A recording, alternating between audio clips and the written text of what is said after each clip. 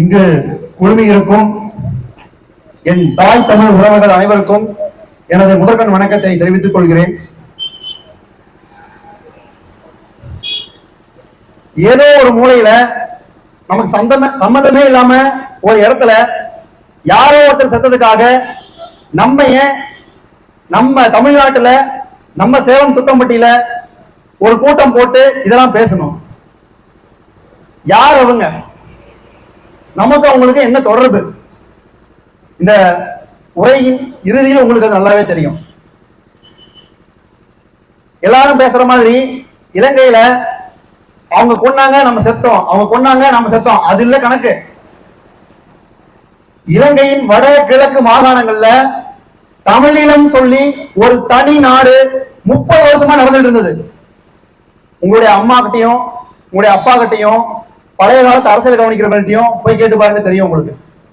தனி நாடு, தனியாக நீதி நிர்வாகம், தனியாக காவல்துறை, தனியாக வான்படை, கப்பல் படை, தரைப்படை என்ற முப்படையும் கட்டி வைத்து தனி ஒரு நாடாக இயங்கி வந்தது.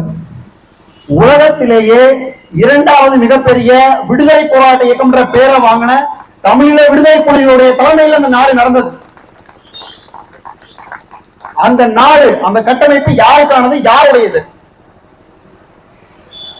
அந்த நாட்டுடைய பேரிலே தெளிவாக குறிக்கப்பட்டிருக்கு, தமிழ் ஈழம். தமிழ்நாடு யாருடையது? பேரிலே குறிக்கப்பட்டிருக்கு, தமிழ்நாடு. அப்ப தமிழீழமும் தமிழ்நாடும் யாருக்கானது? தமிழர்களுக்கானது. தமிழ்நாடு இந்தியாவில் ஒரு மாநிலமாய் இயங்கி வருது. முழு அதிகாரம் இதற்கு கிடையாது. ஆனால் தமிழீழம் என்பது முற்று முழுதான அதிகாரத்தை தமிழகத்தை கொண்டது.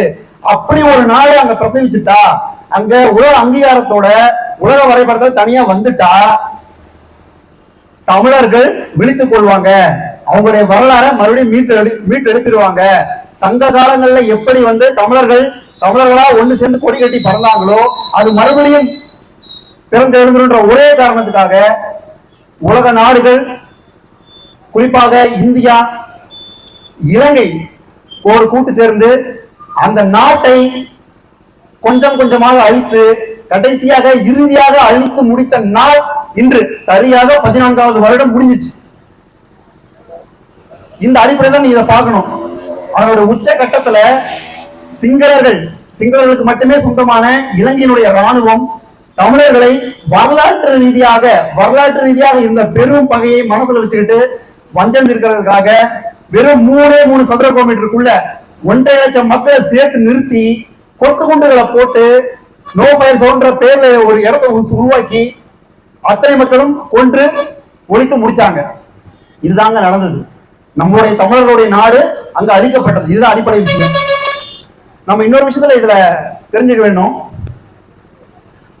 எதற்காக இந்த அளவுக்கு குரூரமா தமிழர்களை வந்து நாளைக்கு ஒடுக்குறாங்க? அது என்ன காரணம்? ரீசன் என்ன?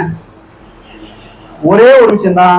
நாம தான் தமிழ்நாட்டுல இன்னைக்கு அமைதியா நமக்குள்ள சாதி சண்டை போட்டுக்கிட்டு நம்ம மதம் என்னன்னே தெரியாம நம்ம மதம் சொல்லி பெரும் சைவ சமயம் சொல்லி ஒட்டுமொத்த தெற்காசியாவையே தன் கட்டுப்பாட்டுக்குள் வச்சிருந்த சைவ சமயன்ற பேரையே மறந்து நம்மளுக்கு நாமளே வந்து நம்மளுடைய சைவன்ற பேரை அழிச்சு இந்து பேரை போட்டுக்கிட்டு தான் யாருன்னே தெரியாம சுத்திட்டு இருக்கோம் இல்லையா? நம்ம தான் காரணம். நம்ம என்ன பண்ணோம் தெரியுங்களா? இலங்கையில சிங்கள பௌத்தர்களுக்கு ஒரு புனித நூல் இருக்கு, மகாவம்சனத்துக்கு பேரு. அந்த மகாவம்சம் நாம என்ன பண்ணணும்னு எழுதி வச்சிருக்கு. அதை உருவாக்கணும். முக்காவாசி கற்பனை கதை அதுல இருக்கு. அது அடுத்தது அதுல என்ன சொல்றாங்கன்னா, இலங்கை அப்படின்றத ஒரு நாடு முழுக்க புத்தரால் சிங்களர்களுக்கு மட்டுமே வழங்கப்பட்டது. இடையில சோழர்கள் படையெடுத்து அங்க தமிழர்களை குடியேற்றிட்டாங்க அப்படின்னு அந்த புத்தகம் சொல்லுது. இது ஒன்னே போதும் அவனுக்கு. இதை அடிப்படையா வச்சுதான் தமிழர்கள் அப்படின்னு ஒரு இனம், ஒரு மொழி பேசுற ஒரு கூட்டம் இலங்கைன்ற தீவுக்கு உள்ள இருக்க கூடாது, அவங்கள வெளியே தள்ளணும் அப்படின்ற நீண்ட கால திட்டம். சும்மா 10 வருஷம் 20 வருஷம் திட்டம் கிடையாது, நீண்ட கால திட்டம். இலங்கை சுதந்திரம் வாங்கினதுக்கு முன்னாடியே எக்ஸிட் பண்ணிட்டு இருக்கானுங்க. 1949 சுதந்திரம் வாங்கினதுல இருந்து தீவிரம் எடுக்க ஆரம்பிக்குது. 83 2009 இந்த மாதிரி வந்து புரிஞ்சிருக்கு. இன்னமும் அதை பண்ணிட்டு இருக்காங்க. இலங்கை தீவுக்குள்ள தமிழர்கள் இருக்கக்கூடாது அப்படின்ட்டு. அந்த மகாவம்ச நூல் அடிப்படையில தான் தமிழர்களுக்கு இத்தனையுமே நடந்தே இருக்கு. அது ஒரு உண்மை இருக்கு. சோழர்கள் சிங்கள தீவு மேல படையெடுத்து கிட்டத்தட்ட 300 வருடங்கள் இலங்கை தீவை முழு கட்டுப்பாட்டில் வச்சிருந்தாங்க. ஆனால் தமிழர்களை அவர்கள் அங்கு குடியேற்றவில்லை.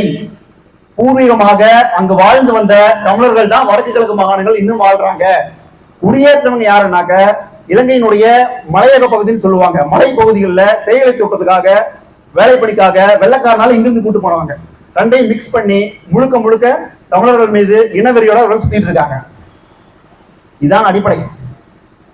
ஒரு சிறப்பான ஒரு வரலாற்று நிகழ்வு உங்களுக்கு இதை எடுத்து வரீங்கன்னு நினைக்கிறேன். உங்களுக்கு எல்லாம் தெரியும், 2019 வருஷம் கோத்தபய ராஜபக்ச மறுபடியும் ஜெயிச்சு இலங்கையினோட ஜனாதிபதி ஆனாப்ல. இலங்கையினோட ஜனாதிபதி ஆகும்போது கோத்தபய ராஜபக்ச பதவியேற்ற இடம் என்ன தெரியுங்களா? கொழும்புல பதவி ஏற்கல, கண்டியில பதவி ஏற்கல, அனுராதபுரம் ஒரு இடத்துல போய் பதவி ஏற்கிறார். கோத்தபய ராஜபக்ச பதவி ஏற்கிறார். ஏன் கோத்தபய ராஜபக்ச என்ற ஒரு சிங்கள பௌத்த ஆள் ஜெயிச்ச பிறகு ஏன் அனுராதபுரத்துல பதவி ஏற்கணும்?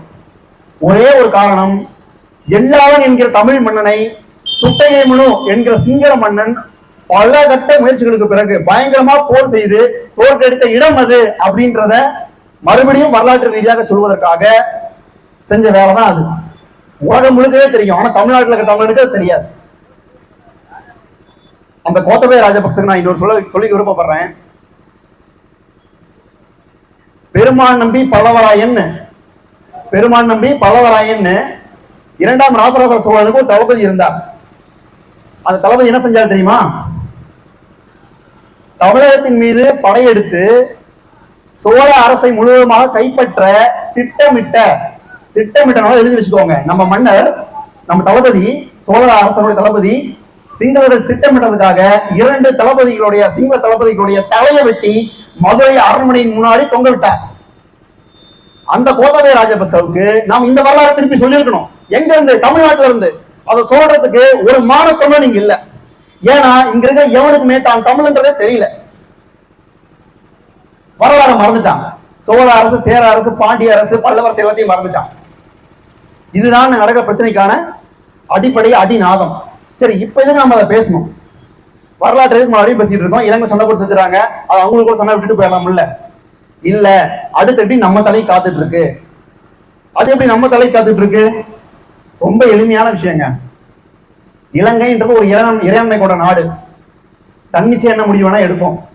நாளைக்கு உலகத்துல ஏதோ ஒரு 2ஆம் உலக போற மாதிரி ஒரு கடுமையான சூழல் வருது வச்சுக்காங்க. வந்துருச்சு. கிட்டத்தட்ட சீனாவுக்கு அமெரிக்காவுக்கு முருகல் நிலை உருவாகி வந்துருச்சு. இலங்கை இந்தியாவுக்கு எதிராக நகரம் எடுத்தா, முடிவு எடுத்தா, அங்க இலங்கை நின்றுட்டு இருக்கிறது 3 லட்சம் துருப்புகள், ஆக்டிவ் ட்ரூப்ஸ் அங்க இருக்கு. இலங்கையுடைய ராணுவம் முப்படை அவங்க கையில இருக்குது. நமக்கு கேரளாவும் தமிழ்நாட்டையும் சேர்த்து ஒரு மெட்ராஸ் ரெஜிமெண்ட் ஒரு பிரிவு இருக்கு. வெறும் 21 பட்டாலியன் தான். ஒரு பட்டாலியனுக்கு அதிகபட்சம் 1000 பேர் இருப்பாங்க. கணக்கு போட்டுக்காங்க. நம்மகிட்ட எவ்வளவு ஆர்மி ஸ்ட்ரென்த் இருக்கு, அவனுக்கு எவ்வளவு இருக்குன்னு சொல்லிட்டு 3 லட்சம் active troops, well trained active troops. அத்தனை பேருக்கும் வரலாறு தெரியும். வரலாறுனா தமிழர்கள் மீது வன்மம் கேட்கிற வரலாறு தெரியும். காத்துட்டு இருக்கான். திரும்ப நம்ம நிலைமை என்ன நீங்க கொஞ்சம் சிந்திச்சு பாருங்க. தமிழ்நாட்டு தமிழர்கள் நம்ம யாருன்னு முதல்ல புரிஞ்சுக்கணும். நம்ம இந்துவா, சைவர்களா, இல்ல நம்ம திராவிடர்களா, தமிழர்களா, நம்ம யாருன்னு தெளிவுபடுத்திக்கணும். ஃபர்ஸ்ட் தெளிவுபடுத்திக்கிட்டு நம்ம அதிகாரத்தை நோக்கி நகர வேண்டும். அண்ணன் செந்தமிழன் சீமான் அடிக்கடி சொல்றதுதான், அதிகாரம் மிக வலிமையானது, அதை அடைந்து விட்டால் அனைத்தும் எளிமையானது. நாம் அனைவரும், இங்க கூடியிருக்க தமிழர்கள் அனைவரும் உண்மையாகவே நம்ம வரலாறு தேடி எடுத்து நம்மளுடைய சைவ சமயம், நம்மளுடைய வழிபாட்டு முறைகள், நம்மளுடைய சாமி, கடவுள் எல்லாத்தையும் மீட்டெடுத்து திரும்பவும் நம்ம அதிகாரத்தை அமைச்சா மட்டும்தான் தமிழ்நாட்டில் இருக்கிற நம்மளால தப்பிக்க முடியும். இல்லை என்றால் தமிழீழத்தில் முள்ளிவாய்க்காலில் கொல்லப்பட்ட தமிழர்களை போல இன்னும் ஒரு 10 ஆண்டு கழிச்சோ, 20 ஆண்டு கழிச்சோ, 50, 60 வருடம் கழிச்சோ, 100 வருஷம் கழிச்சோ தமிழ்நாட்டில் ஏதோ ஒரு மூலையில் சிங்கள படையால் நாம் கொல்லப்பட வாய்ப்புகள் அதிகம். அதனால இது எல்லாத்தையும் எதிர்காலத்தை புரிந்து கொண்டு தமிழர்கள் நாம் நகர வேண்டும். இந்த பகுதியில நம்ம துட்டம்பட்டி பகுதியில் தம்பி விமல்ராஜ் அவர்கள் இருக்காரு. நாம் தமிழர் கட்சியினுடைய மிகச்சிறந்த களப்போராளியா இருக்காரு. தமிழர்களாக தங்களை உணர்பவர்கள், இந்த மண் மேல பாசம் கொண்டவங்க தாராளமா தொடர்பு கொள்ளுங்க. நாம் தமிழர் கட்சியுடைய வளர்ச்சிக்கு உறுதுணையாக உடன் நின்று இந்த இனத்திற்கு வலு சேர்க்குமாறு அன்போடு கேட்டுக்கொள்கிறேன். நன்றி, வணக்கம். நாம் தமிழர்.